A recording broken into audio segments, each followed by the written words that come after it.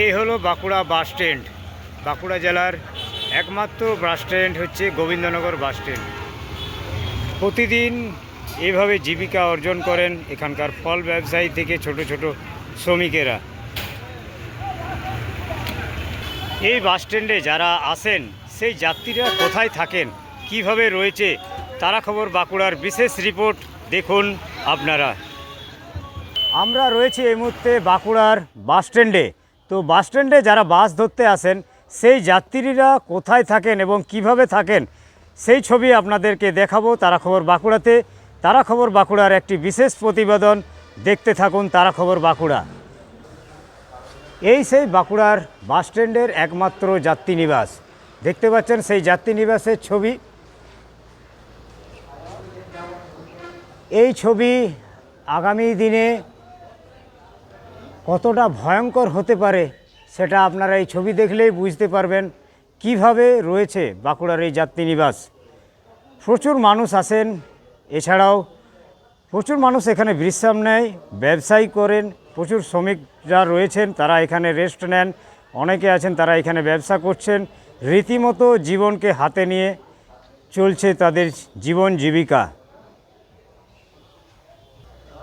আমরা এর আগেও দেখিয়েছি এই ধরনের ছবি বাঁকুড়া বাস স্ট্যান্ডের। তারপর বাঁকুড়া পৌরসভার যিনি আগে চেয়ারম্যান ছিলেন তিনি এসেছিলেন, দেখে গেছিলেন, কিন্তু সেই দেখাটুকুই সার, কাজের কাজ কিচ্ছু হয়নি।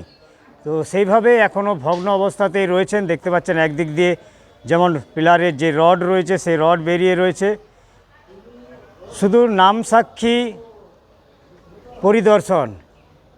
কিন্তু এটাও বলা যেতে পারে পরিদর্শনের পরে যদি টাকা কোনো সেনশন হয়ে থাকে সেটাও কি কাটমানি হিসাবে, সেটা কি পকেটে ঢুকে গেছে আদৌ, সেটাও বলা মুশকিল আছে। কিন্তু যেভাবে পৌরসভার বিভিন্ন জায়গাতে বাথরুম বা আদার্স জিনিসের যে বোর্ড দেওয়া রয়েছে সেখানে লক্ষাধিক টাকার বোর্ড, কিন্তু আজ অবধি সেই খবর কিছু পাওয়া যায়নি। তো এটাও সেইভাবে কি সেই কাটমানি পকেটে চলে গেছে নেতাদের, সেটাও বলা যেতে পারে। একেবারে সাধারণ মানুষের তেমনটাই অভিযোগ রয়েছে।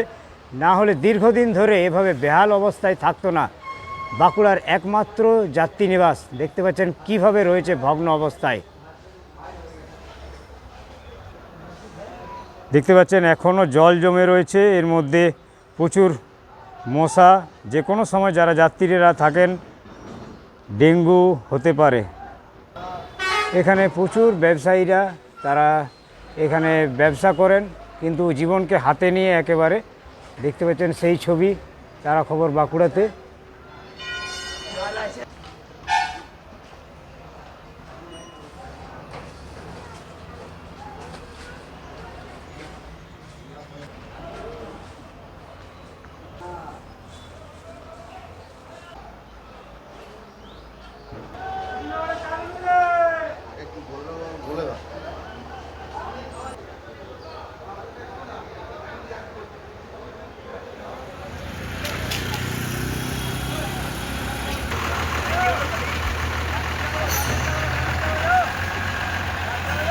এখানে কেন বসে আছেন? এখানে বিশ্রামের জন্য খুব রোদ গরম, তাই এখানে ছাওয়া আছে বলে বসে আছি। কিন্তু এখানে কতটা বিপজ্জনকভাবে রয়েছে জায়গাটা সে তো আশা করি দেখতে পাচ্ছি, কিন্তু উপায় নেই, যাবো কোথায়? বাস ছাড়তে দেরি আছে এখন, বাসে তো প্রচণ্ড ধূপ। এই গরমের জন্যই তো এখানে বিশ্রামাগারে বিশ্রাম নেওয়া। হ্যাঁ হ্যাঁ, কিন্তু এখানেও তো বিপজ্জনকভাবে রয়েছে। হ্যাঁ সে কি চাইছেন আপনারা? আমরা তো ভালো চাইছি, আপনি ভালো করছে কই? যে কোনো দিন তো দুর্ঘটনা ঘটতে পারে। হ্যাঁ হ্যাঁ, জেনে শুনে আজ কী করেন বলুন, যাবো কোথায়?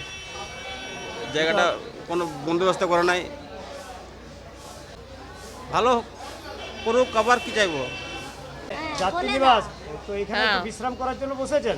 তো এখানে কি দেখছেন? এখানে ভাঙা ঘর দেখছি, ভাঙা ঘরে বসে আছি, ওইটাই বলছি আর কি। ছাদটা পড়ে যাবে, ছাদ পড়ে গেলে অনেক মানুষ মারা যাবে, ওই বলছি আর কি। আর এটা ছাড়া তো অন্য জায়গাও নাই বসা। না না না, এই গরিব মানুষরা যারা দূর দূরান্ত বাসে যাবে তাদের একমাত্র বিশ্রামের জায়গা তো এটাই। কিন্তু এখানে কি অবস্থা?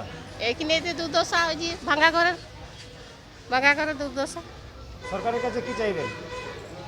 সরকারের চাই চাইবো যে হ্যাঁ ঘরটা হোক, হ্যাঁ লোকজন থাক। হ্যাঁ বাঁকুড়ার একমাত্র বাস স্ট্যান্ড, সাধারণ মানুষরা যারা আসেন বাসে চাপার জন্য তারা এখানে বিশ্রাম নেয়, কিন্তু এটা কতটা বিপজ্জনকভাবে রয়েছে? এটা হচ্ছে যেভাবে চেটি ছাড়ছে তাতে মানুষের অনেক বিপজ্জনক, মাথায় পড়ে যাবে, হ্যাঁ মাথা কাটি যাবে, হাতে তাতে পড়লেও গোটায় নষ্ট হয়ে যাবে, হাত ভাঙি যাবে, মানুষের খুবই অসুবিধা। এই রোদে চলে তো এই জায়গা ছাড়া তার কোনো জায়গা নেই। না এছাড়া তো এখানে বিশ্রামের মতন আর জায়গা না বসার জন্য মানুষের, হ্যাঁ এটা হচ্ছে একদিকে খুব ভালো জিনিস, এটা হচ্ছে না বলে মানুষের খুব অসুবিধা আছে।